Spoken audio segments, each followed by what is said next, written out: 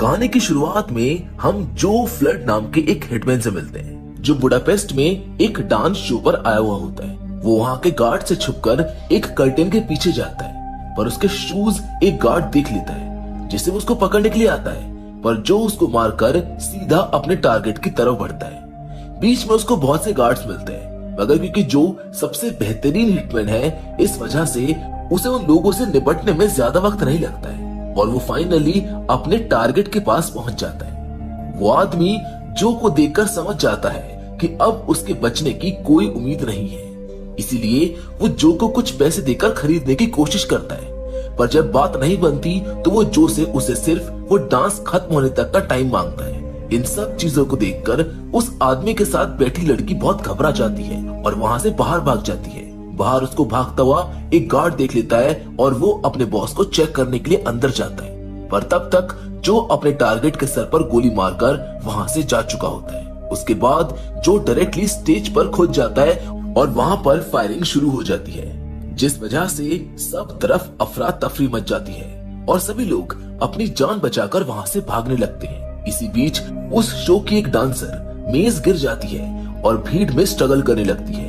उसे ऐसे देखकर जो उसकी मदद के लिए जाता है और उसे उठाकर बाहर ले आता है। मेज जो को उसकी जान बचाने के लिए थैंक्स कहती है, पर तभी जो के सर में बहुत तेज दर्द होने लगता है, जिसे देखकर मेज उसकी मदद के लिए किसी को बुलाती है, मगर जैसे वो वापस देखती है तो जो वहाँ से जा चुका होता है। जो वहाँ से सीधा अपने घर पर जाता है, जहाँ उसने बहुत से सिक्योरिटी अरेंजमेंट्स कर रखे होते हैं, क्योंकि वो एक असैसिन था जिस पर कभी भी अटैक हो सकता था। घर आकर जो देखता है कि मेज का फोन गलती से उसके पास ही रह गया है। उस रात वो सरदर्द की टैबलेट लेकर सो जाता है, लेकिन अगले दिन वो अपना एग्जामिनेशन करवाने के लिए अस्पताल जाता है, जहाँ डॉक्टर उसको बताते हैं कि उसको कोई खास प्रॉब्लम नहीं है, मगर फिर भी वो उसको अपना ब्लड सैंपल देने के लिए कहते हैं, क्योंकि कई बार कुछ प्रॉब्लम्स ब्लड टेस्ट से डिटेक्ट हो जाती है। इसके बाद जो अपने सबसे करीबी दोस्त और हैंडलर जीवी से मिलने जाता है, जो उसे उसके लास्ट असैसिन के लिए 75 लाख रुपए देता है, जो उसे अपने हेडेक के बारे में भी बताता है। जीवी जानता था कि जो की लाइफ आजकल काफी स्ट्रेसफुल है, इसीलिए वो उसको कुछ दिन आराम करने और अच्छा समय बिताने के लिए कहता है। इसके बाद जो मेज का फोन वापस करने के लिए उसके डांस स्टूडियो जाता है, जहाँ मेज पूरी लगन से डांस कर रही होती है। जो उसे उसका फोन वापस कर देता है, लेकिन वहीं पर मेज उसे शाम को डिनर के लिए पूछती है, लेकिन जो मेज को मना कर देता है। इसके बाद वो उसको एक पेपर पर अपना नंबर लिख कर देती है, जिसके बाद जो वहाँ से चला जाता है। रास्ते में जो उस पेपर को डस्टबिन में फेंक देता है, लेकिन फिर कुछ सोचकर वो उसे वापस उठा कर ले जाता है। कुछ देर बाद बहुत हिम्मत करके जो मेज को कॉल करता है और शाम को उसके साथ डिनर करने के लिए आ जाता है। वो दोनों एक दूसरे को अपने बारे में बताते हैं, जिसमें मेज बताती है कि वो बचपन से एक डांसर बनना चाहती थी और डांस स्कूल की फीस भरने के लिए उसने एक साथ 3 नौकरियां भी की हैं। वो ये भी बताती है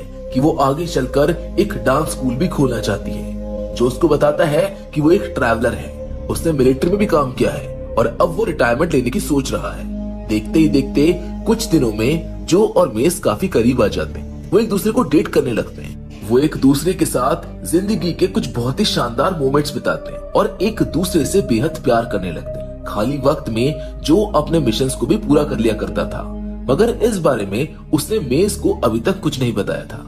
अब कुछ दिनों बाद जो जीवी को मेज के बारे में बताता है, जहाँ जीवी उसे अपनी सच्चाई मेज को बताने के लिए कहता है और उसको ये भी याद दिलाता है कि उसने कभी किसी औरत, बच्चे या फिर किसी बेगुनाह की जान नहीं ली है। जिसके बाद जो जीवी को उसके बर्थडे पार्टी के दिन उसके रिलेटिव्स बनकर मेज से मिलने के लिए कहता है। पार्टी वाले दिन भी अचानक से जो के सर में बहुत तेज दर्द होने लगता है, जिसके बाद जीवी उसे उसकी रिपोर्ट के बारे में पूछता है, जिस पर जो बताता है कि डॉक्टर ने टेस्टिंग के लिए कुछ दिन का टाइम मांगा था। इसके बाद जीवी उसे फिर से मेज को अपने बारे में सच बताने के लिए कहता है, पर जो अब भी उसे कुछ भी नहीं बता पाता। अगले दिन जो अस्पताल में डॉक्टर कागन से मिलता है, जो उसको बताते हैं कि उसे क्रोएसफेल्ड जेकब नाम की एक गंभीर बीमारी हो गई है, जिसका अभी तक कोई इलाज नहीं है और अब उसके पास बस 3 महीने का ही वक्त बचा हुआ है। क्रोएसफेल्ड जेकब असल में एक ब्रेन डीजेनरेटिव डिसऑर्डर है, जिसकी वजह से व्यक्ति का ब्रेन धीरे धीरे अपने सभी फंक्शंस को करना बंद कर देता है, जिससे फाइनली उसको डिमेंशिया हो जाता है और उसके बाद वो मर जाता है। जो घर आकर इस बीमारी और इसके ट्रीटमेंट के बारे में इंटरनेट पर सर्च करता है, जहाँ पर उसको पता चलता है कि ऐसे बहुत से लोग हैं जो इस बीमारी से पीड़ित हैं, पर अभी तक इसका कोई इलाज संभव नहीं हो पाया है। इस न्यूज ने तो जो की दुनिया ही पलट कर रख दी थी, क्योंकि उसे अभी अभी किसी से प्यार हुआ था जिसके साथ वो जिंदगी में आगे बढ़ना चाहता था, पर उसकी इस बीमारी ने उसके सभी सपनों को तबाह कर दिया था। वो मेस के साथ बिताए हुए लम्हों को याद करने लग जाता है और उसके साथ बिताए हुए सभी मोमेंट्स की फोटो देखकर बहुत दुखी होता है। उसे इस बात का दर्द था कि उसके जाने के बाद मेस का क्या होगा।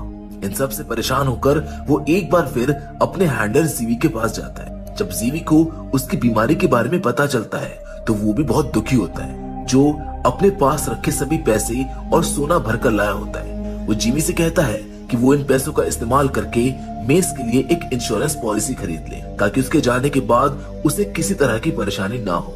जो जीवी को ये भी बताता है क्योंकि इंश्योरेंस पॉलिसी नेचुरल डेथ और कैलेमिटीज को कवर नहीं करती है, इसलिए वो खुद को मरवाने के लिए जीवी को किसी को एक कॉन्ट्रैक्ट देने के लिए कहता है। पर जीवी इस बात से साफ इनकार कर देता है, क्योंकि वो अपने खास दोस्त को मरवाने का कॉन्ट्रैक्ट खुद कैसे किसी को दे सकता था। जीवी से मदद ना मिलने पर जो एक दूसरी हैंडलर मरियाना से मिलने जाता है, जो पहले से ही जो को मारना चाहती थी, क्योंकि जो ने उसके पिता जो के गुरु भी थे उनकी जान ली थी। जब जो ने मरियाना के सामने एक कॉन्ट्रैक्ट रखा और खुद को मरवाने के लिए $2 मिलियन ऑफर करे, तो वो बिना कुछ सोचे खुशी खुशी इस बात पर अग्री हो गई, क्योंकि उसका बकरा तो खुद चलकर हलाल होने आया था। उन लोगों ने इस प्लान को मिडनाइट में अंजाम देने का फैसला किया, जिसके बाद जो मेस से मिलने डांस स्टूडियो गया, जहां मेस उसको देखकर बहुत खुश हुई। वो पहले की तरह उससे बातें करने लगी, पर उसको समझ आ गया था कि शायद बात कुछ और है, इसलिए उसने जो से पूछा आखिर बात क्या है, जिसके कुछ देर बाद जो ने उसको डायरेक्टली ब्रेकअप के लिए कह दिया, जिस पर मेस को कुछ समझ नहीं आया, क्योंकि उन दोनों की बॉन्डिंग काफी बेहतरीन थी। और इस तरह बिना किसी वजह के ब्रेकअप से मेस का दिल टूट गया और वो रोते हुए अपने घर चली जाती है। इसके बाद जो भी अपने घर आ जाता है, जो शराब पीना शुरू कर देता है। मेस के साथ ऐसा बिहेव करके उसको बहुत बुरा लग रहा था, पर वो और कर भी क्या सकता था। उसने आज घर के सभी लॉक्स को खुला छोड़ दिया था, क्योंकि उसने आज खुद अपनी मौत को घर बुलाया था। नशे की हालत में जो मेस को एक वॉइस मैसेज भेजता है, जिसमें वो उसको बताता है कि वो एक बीमारी की वजह से सब कुछ कर रहा है। मेज उस मैसेज को रिसीव होते तुरंत पढ़ लेती है। अब जो अपनी मौत का इंतजार कर रहा था कि तभी उसको डॉक्टर कगन का कॉल आता है, जिसमें वो उसको बताते हैं कि असल में उसकी रिपोर्ट एक दूसरे पेशेंट के साथ एक्सचेंज हो गई थी और उसे किसी तरह की कोई बीमारी नहीं है। उसका सर दर्द तो बस उसकी आंखों के वीक होने की वजह से है। ये सब सुनकर जो के होश उड़ जाते हैं, क्योंकि अब वो चारों तरफ से मुसीबतों से घिर चुका था। मरियाना जानती थी कि जो एक बहुत ही शातिर और बेहतरीन असैसिन है, इसलिए उसने सबसे टॉप असैसिन को उस मिशन के लिए चुना था। सबसे पहले उसने इसके लिए लवडाल से बात की, जिसे इस काम की अमाउंट कुछ कम लगी, इसलिए उसने इसको करने से मना कर दिया। इसके बाद उसने कोरियन गोयांग और उसकी गैंग को मिशन सौंपा, जो भी निर्दयता और क्रूरता के लिए मशहूर थे। वो पैसों के लिए कुछ भी कर सकते थे। मिडनाइट होते ही वो सभी लोग जो के घर के अंदर बड़ी आसानी से आ जाते हैं, क्योंकि जो ने तो खुद ही सभी सिक्योरिटी सिस्टम ऑफ कर दिए थे। घर के अंदर आते ही उनकी टीम का लीडर उनको जो को खत्म करने का ऑर्डर देता है, जिसके बाद एक एक करके उस गैंग के सभी लोग जो पर हमला करने लगते हैं। पर जो की बॉडी इतनी स्ट्रॉन्ग थी कि वो बिना किसी वेपन के भी सभी पर भारी पड़ रहा था। उसने बहुत ही कम समय में उस गैंग के सभी मेंबर्स को मौत के घाट उतार दिया। उनकी टीम का बॉस भी अपने सभी साथियों को मरता देखकर बिल्कुल नहीं घबराया और जो को उकसाने की कोशिश करने लगा, पर उसे जो की पावर का बिल्कुल आइडिया नहीं था। जिसके बाद जो उसे भी मारकर घर से बाहर आ जाता है। वो गोयांग के फोन से मरियाना को कॉल करता है और उस कॉन्ट्रैक्ट को खत्म करने की डिमांड करता है। वो ये भी कहता है कि वो पैसे मरियाना को फ्री में ही दे देगा। ये सब सुनकर मरियाना गुस्से से पागल हो जाती है, क्योंकि वो पैसों के लिए नहीं बल्कि अपने पिता का बदला लेने के लिए इस कॉन्ट्रैक्ट में आई थी। इसलिए उसने इसे खत्म करने से मना कर दिया और कॉन्ट्रैक्ट का अमाउंट $2 मिलियन से $4 मिलियन कर दिया। इसके बाद जो पर द हंगेरियन लैंगोस ब्रदर ने बाइक से अटैक किया, जिन्हें मरियाना ने ही हायर किया था। जो उन्हें एक पुरानी बिल्डिंग की तरफ ले जाता है। वो जानता था कि अब मेस की जिंदगी भी खतरे में है, इसलिए वो मेस को एक वॉइस नोट भेजता है, जिसमें उसने उसे किसी सेफ जगह पर जाने के लिए कहा था। द हंगेरियन लैंगोस ब्रदर्स भी बहुत ही फेमस असासिन थे। शुरुआत में वो दोनों जो पर काफी भारी साबित हो रहे थे, पर फिर जो उन्हें मोटरसाइकिल से गिरा देता है और मोटरसाइकिल से गिरते ही उनका किस्सा भी खत्म हो जाता है। इसके बाद वो अपने दोस्त जीवी से मिलने जाता है क्योंकि उसे इस लड़ाई में काफी चोट लग गई थी। जीवी उसका इलाज करता है और उसको बताता है कि मरियाना ने उसको मारने के लिए अब कॉन्ट्रैक्ट की रकम दुगनी कर दी है, यानी कि अब और भी बहुत से लोग उसको मारने के लिए आएंगे। जो ने जीवी से पूछा कि क्या उसके पास कुछ हथियार हैं, जिस पर जीवी उसको कहता है कि मेरे पास कुछ ग्रेनेड्स और वेपन्स हैं जो उसने लास्ट मिशन में बचा लिए थे। इसके बाद वो दोनों फैसला करते हैं कि जीवी के लास्ट मिशन की बिल्डिंग जो के इस प्लान के लिए सही रहेगी क्योंकि सभी किलर्स को एक साथ एक जगह पर खत्म करना आसान होगा। इसके बाद जीवी की वाइफ शैरन, जो कि पहले एक थाई मसाज सेंटर में काम किया करती थी, वो जो के सर की मालिश करती है। हालांकि इसमें जीवी काफी डरा हुआ था क्योंकि उसको डर था कि कहीं शैरन जो का सर उसकी बॉडी से अलग ना कर दे। पर मसाज के बाद जो का सर का दर्द ठीक हो जाता है, जिससे वो काफी खुश होता है। इसी बीच मेस को जैसे ही जो का मैसेज मिलता है, वो तुरंत ही अपना सामान लेने के लिए अपने अपार्टमेंट में वापस आ जाती है, जहाँ पर वो देखती है कि उसके बैंक में 50 लाख रुपए ट्रांसफर हुए हैं। इसके बाद वो अपना सामान लेकर निकल ही रही होती है कि तभी वो देखती है कि उसके सामने 2 असैसिन्स आ गए हैं, जिनमें से एक को तो मारकर गिरा देती है, मगर दूसरा असैसिन पावरफुल होता है जो उसको मारकर बेहोश कर देता है। अब अगले दिन जो अपनी सोची हुई जगह के लिए निकल जाता है। वो बड़ी चालाकी से उस जगह की खबर बाहर लीक कर देता है, जिससे कुछ ही देर में ये खबर मरियाना तक पहुंच जाती है। वो अपने सभी असैसिन्स को इसके बारे में बता देती है, जिसके बाद वो अपने बॉडीगार्ड मैक्स को भी एक आर्मी के साथ वहाँ जाने का ऑर्डर देती है क्योंकि उसका मानना था कि जो कुछ लोगों को तो हरा सकता है, पर एक पूरी आर्मी को हराना उसके बस की बात नहीं है। जो ने जैसा सोचा था सब कुछ बिल्कुल वैसा ही हो रहा था। उसने उस बिल्डिंग में पहुंचकर जल्दी से जाल बिछाना शुरू कर दिया था। सबसे पहले वहाँ स्कॉटिश ब्रदर्स एंगस और रॉरी मैकेंजी की एंट्री होती है, जिनके आते ही जो उनकी तरफ ग्रेनेड फेंक देता है, लेकिन वो दोनों भाई एक साथ काफी ज्यादा पावरफुल साबित हो रहे थे। तभी जो अपने बिछाए हुए एक जाल का इस्तेमाल करता है, जिस वजह से उनमें से एक की तो वहीं पर मौत हो जाती है, जबकि कुछ ही देर में जो दूसरे भाई को भी मौत के घाट उतार देता है। लेकिन तभी ब्रिटिश स्ट्रिपर्स गिन्नी और तोनिया, जो कि पार्टी गर्ल्स के नाम से फेमस थी, वो जो के ऊपर हमला कर देती है। वो उसके ऊपर गोलियां चलाना शुरू कर देती है। जो भी अपने बचाव में उनके ऊपर गोलियां चलाता है, जिसके बाद जो उन दोनों को भी मार गिराता है। पर तभी एक और असैसिन जिसका नाम पोटास था, वो जो पर हमला कर देता है। वो काफी तेज था, जिसकी वजह से उन दोनों की लड़ाई काफी देर तक चलती है। पोटास पीछे हटने का नाम ही नहीं ले रहा था। कुछ देर के बाद वो दोनों तलवारों की मदद से लड़ने लगते हैं, लेकिन अंत में मुश्किल से जो उसको मारने में कामयाब हो जाता है। पर तभी अचानक एक बार फिर से उसका फोन रिंग होने लगता है, जो कि मेस का होता है। जो तुरंत भागते हुए उसका कॉल रिसीव करने लगता है, पर कॉल पर मेस नहीं लवडाल बोल रहा था क्योंकि उसने ही मेस को किडनैप किया था। असल में पहले लवडाल को इस कॉन्ट्रैक्ट में कोई दिलचस्पी नहीं थी, पर जब प्राइस मनी बढ़कर $4 मिलियन हो गई तो वो इसको पाना चाहता था। लवडाल को सिर्फ पैसों से मतलब था, इसीलिए उसने जो को पैसे लेकर एक सेमेट्री के बाहर बुलाया था ताकि वो पैसे लेकर मेस को उसके हवाले कर सके। इससे पहले कि जो कुछ कह पाता, वहाँ पर मैक्स और उसकी पूरी आर्मी आ जाती है। हालांकि इस चीज के लिए जो पहले से ही तैयार था, उनके आते ही वो सभी सिपाहियों पर ग्रेनेड की बारिश कर देता है, जिससे बहुत से लोग मारे जाते हैं। उसके बाद उसने उनमें से एक की गन ले ली और उस बिल्डिंग में मौजूद एक सुरंग के रास्ते से बाहर आ गया। बाहर आते ही उसे लवडाल दिखाई दिया, जो उसका वहीं पर इंतजार कर रहा था।